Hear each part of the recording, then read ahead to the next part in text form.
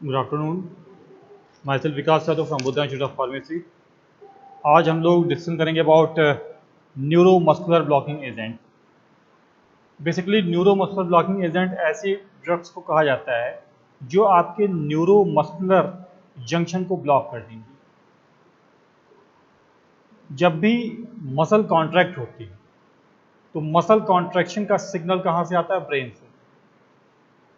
Respective side पे acetylcholine release होगा, फिर मसल्स का डिपोलराइजेशन होगा और फिर एक्साइटेशन या कॉन्ट्रैक्शन, जो भी चीज़ है। तो न्यूरोमस्कुलर ब्लॉकिंग एजेंट्स ऐसे एजेंट्स को कहा जाता है जो कहीं ना कहीं मसल्स के एक्साइटेशन को रोक देती हैं एंड प्रोड्यूस रिलैक्सेशन। इनको डिवाइड किया गया है दो कैटेगरी में, नॉन डिपोलराइजिंग या कॉम्पिटिटिव ब्लॉकर्स, और दूसरों में रखा गया है डिपोलराइजिंग ब्लॉकर्स। तो नॉन डिपोलराइजिंग या कॉम्पिटिटिव ब्लॉकर्स को फर्दर डिवाइड किया गया तीन कैटेगरी में, long acting, intermediate acting and short acting. Long acting में आपका आता है डी ट्यूबोक्यूरेराइन, पैनक्यूरोनियम, पाइपेक्यूरोनियम एंड डोक्साक्यूरियम। इंटरमीडिएट एक्टिंग में आपका आता है वेक्यूरोनियम, एट्राक्यूरियम, रोक्यूरोनियम। शॉर्ट एक्टिंग में आपका आता है मेवाक्यूरियम। मेवाक्यूरियम ये आपका आता है शॉर्ट एक्टिंग। फिर हम आते हैं डिपोलराइजिंग ब्लॉकर्स। तो डिपोलराइजिंग ब्लॉकर्स में आपका आता है सक्सिनिलकोलिन एंड डिकामिथोनियम। सक्सिनिलकोलिन और डिकामिथोनियम ये आपके आते हैं डिपोलराइजिंग ब्लॉकर्स। तो हम सबसे पहले देखते हैं अबाउट डी ट्यूबोक्यूरेराइन। ये एक एल्कोलाइड है which is obtained from the plant Chondrodendron tomentosum and Strychnos lethalis. इन प्लांट से ये एल्कोलाइड ऑब्टेन होता है। मैकेनिज्म ऑफ एक्शन क्या है कि बेसिकली ये आपका कॉम्पिटिटिव में आता है, तो एसिटिलकोलिन को प्रॉपर रिसेप्टर से बाइंड नहीं होने देगा। फार्माकोलॉजिकल एक्शन में क्या आता है इसका? Sequence of paralysis. पहले जो छोटी मसल्स हैं वहाँ पे, फिर लिम्ब, नेक और ट्रंक पे पैरालिसिस, और लास्ट में आपका respiratory failure and finally death. Central nervous system पे अगर इफेक्ट की बात करें तो डी ट्यूबोक्यूरेराइन, चूंकि ये क्वाटनरी अमोनियम कंपाउंड है, तो ये आपका ब्लड ब्रेन बैरियर को क्रॉस नहीं कर पाता। तो ब्लड ब्रेन बैरियर को क्रॉस नहीं कर पाता, इसीलिए नर्वस सिस्टम पे कोई ऐसा खास इफेक्ट देखने को नहीं मिलता है। कार्डियोवैस्कुलर सिस्टम पे अगर कम अमाउंट में लिया जाए, लिटिल डोज में, तो कार्डियोवैस्कुलर सिस्टम पे कोई ऐसा इफेक्ट जनरली देखने को नहीं मिलता है। लेकिन अगर हाई डोज में ले लिया जाए तो ये हाइपोटेंशन काज करता है। क्यों? क्योंकि कहीं ना कहीं ये हिस्टामिन को रिलीज करवा देता है। फिर आपका आता है रिस्पायरेशन। अगर हम बहुत ही शार्ट, बहुत कम डोज में दें तो हम देखते हैं कि रिस्पायरेटरी सिस्टम में कोई ऐसा इफेक्ट नहीं है। लेकिन अगर हाई डोज लिया जाए तो इंटरकास्टल मसल को जाकर के ब्लॉक कर देगा, रिस्पायरेशन नहीं हो पाएगा, रिस्पायरेटरी फेल्योर। अब इसके बाद आता है autonomic ganglia, effect on autonomic ganglia. तो ऑटोनॉमिक गैंग्लिया पे क्या इफेक्ट आता है? ऑटोनॉमिक गैंग्लिया को ब्लॉक कर देता है। लेकिन उसको अगर दोबारा हमको कैरी ऑन करना तो क्या यूज करते हैं, नियोस्टिगमिन।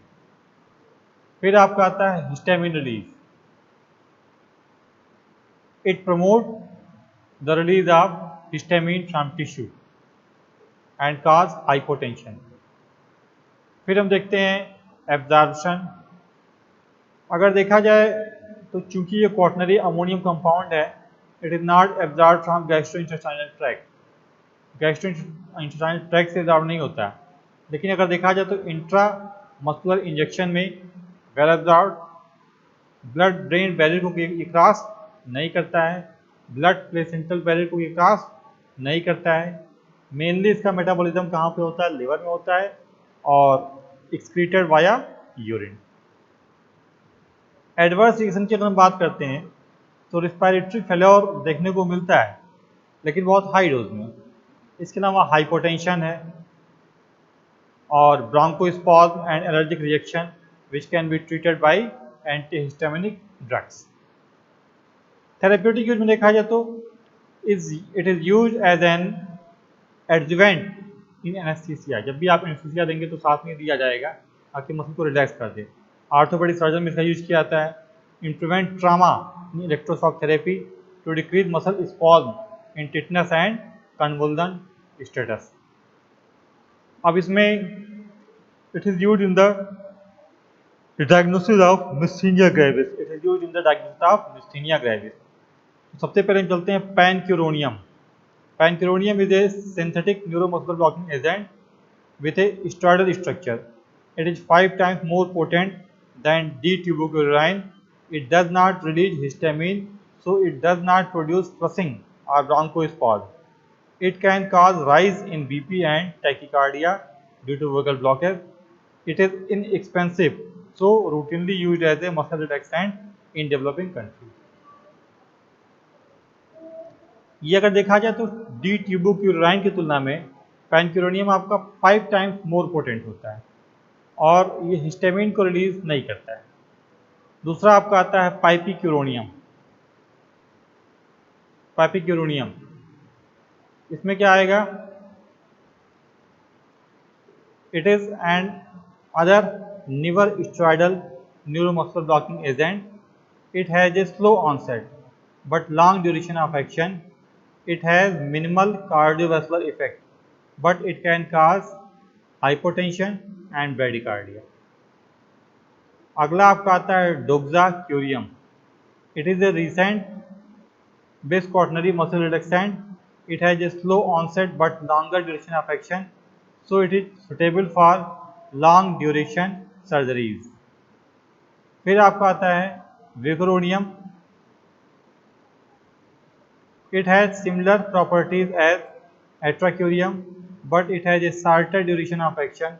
Advantage क्या है, no cardiovascular effect, no ganglionic or blockage, does not liberate histamine. Toxicity is antagonized by neostigmine. फिर आपका आता है atracurium. Atracurium is a base quaternary competitive neuromuscular blocking agent, 4 times less potent than pancuronium, and also the duration of action in short. It is inactivated in plasma by spontaneous non-enzymatic degradation. अगला आपका आता है म्यूआक्यूरियम। It is the shortest acting non-depolarizing neuromuscular blocking agent. It can cause flushing due to histamine release. अगला आपका आता है succinylcholine. Succinylcholine is a quaternary ammonium compound. ये आपका डिपोलराइजिंग ब्लॉकिंग एजेंट में आएगा। कौन सा, सक्सिनिलकोलिन और डिकामिथोनियम, ये आपका आते हैं डिपोलराइजिंग ब्लॉकिंग एजेंट। इसके खास बात क्या है, it is a quaternary ammonium compound. It has A structural resemble two molecules of acetylcholine joined together. It acts by producing persistent depolarization. Before the occurrence of skeletal muscle paralysis, there is brief muscular fasciculating and twitching. Succinylcholine is rapidly destroyed by plasma and liver pseudocholinesterase. It is administered at a dose of 1 mg per kg. अगला आपका आता है adverse effect, prolonged apnoea in genetic deficiency of the enzyme pseudocholinesterase. It is treating by giving fresh blood transfusion. अब मिस्थीनिया gravis क्या है? मिस्थीनिया gravis में एक disease है जिसमें वीकेंड स्केलेटल मसल बहुत ज़्यादा वीक हो जाती है. High incidence of thymoma is another feature of this disease. The defect in myasthenia gravis is at neuromuscular junction where the required concentration of acetylcholine is not achieved. In a myasthenic patient, stimulation of a motor nerve produces normal response initially. Later, the response decreases rapidly and fails altogether. So, the patient is not able to maintain voluntary muscle contraction for more than a short period. Administration of neostigmine and anticholinesterase drug improve the response to motor nerve stimulation and increase the strength of skeletal muscles. Basically होता क्या है कि मिस्थीनिया gravis जो disease होती है, मिस्थीनिया gravis में muscles बहुत week हो जाती हैं. अब मसल्स के वीक होने के पीछे रीजन क्या है? देखो, मसल्स को जब मसल्स में कॉन्ट्रैक्शन होगा मसल स्ट्रांग होंगी. अब अगर आपने कोई न्यूरोट्रांसमीटर गया और प्रॉपरली रिस्पॉन्स नहीं किया तो क्या होगा कि लंबे समय तक कॉन्ट्रैक्शन या शार्टर कॉन्ट्रैक्शन होगा, फिर कॉन्ट्रैक्शन नहीं है. तो मिस्थीनिया ग्रेविस में क्या है कि required concentration of acetylcholine is not achieved. तो प्रॉपर कॉन्ट्रैक्शन होगा नहीं. जब प्रॉपर कॉन्ट्रैक्शन नहीं होगा तो मसल्स वीक होंगी. तो इससे बचने के लिए हम क्या देते हैं? Cholinesterase inhibitors and anti cholinesterase drug. Anti cholinesterase या ये कह सकते हैं कि कोलिनेस्टरेज इनहिबिटर्स, वो इसमें इफेक्ट देता है. अगला आपका आता है dantrolene. Dantrolene is a directly acting muscle relaxant. It has no effect on CNS or neuromuscular junction. It directly acts on skeletal muscles. It acts by inhibiting the release of calcium from sarcoplasmic reticulum. Also, it interferes with excitation contracting coupling. बहुत सीधी सी बात क्या है कि मिस्थीनिया gravis, देखिए होता क्या है कि मसल्स को अगर कॉन्ट्रैक्ट होना है तो कॉन्ट्रैक्ट होने के लिए सिग्नल आएगा. सिग्नल आता है in the form of neurotransmitter. जैसे एसिटिलकोलिन रिलीज हुआ, लेकिन अगर वो बहुत जल्दी डिग्रेड हो गया तो प्रॉपर एक्शन देगा? नहीं देगा. अगर बहुत कम क्वांटिटी में निकला तो प्रॉपर एक्शन देगा? नहीं देगा. तो मिस्थीनिया ग्रेविस में क्या होता है?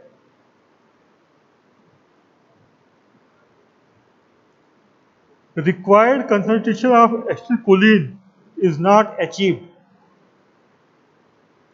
इस केसेज में हम क्या देते हैं? एंटी कोलिनेस्टरेज या कोलिनेस्टरेज इनहिबिटर, ताकि जो भी एसिटिलकोलिन रिलीज हुआ है वो कम से कम लंबे समय तक रहे तो वहां पे. ट्रीटमेंट में हम क्या देते हैं? Neostigmine. Shorted duration of action other drug like pyridostigmine वगैरह भी दिए जाते हैं. डेंट्रोलिन. अगला क्या है आपका? अगली आपकी मेडिसिन है क्या है? डेंट्रोलिन. डेंट्रोलिन आपका डायरेक्टली एक्टिंग मसल रिलैक्सेंट है. डेंट्रोलिन आपका न्यूरोमस्कुलर जंक्शन पे कोई काम नहीं करता है. डेंट्रोलिन सीधा सा मसल्स का जो सार्कोप्लाज्मिक रेटिकुलम है वहां से कैल्शियम आयन को रिलीज नहीं होने देगा. जब कैल्शियम आयन को रिलीज नहीं होने देगा तो इस केस में क्या होगा? मसल कॉन्ट्रैक्शन नहीं होगा. तो डेंट्रोलिन का यूज किया जाता है न्यूरोलेप्टिक मैलिग्नेंट सिंड्रोम में और मैलिग्नेंट हाइपरथर्मिया प्रोड्यूस बाय हैलोसेंस. तो ये हमारा certain about neuromuscular blocking agents है. इसके आगे हम आपको बताएंगे नेक्स्ट लेक्चर में. Thank you.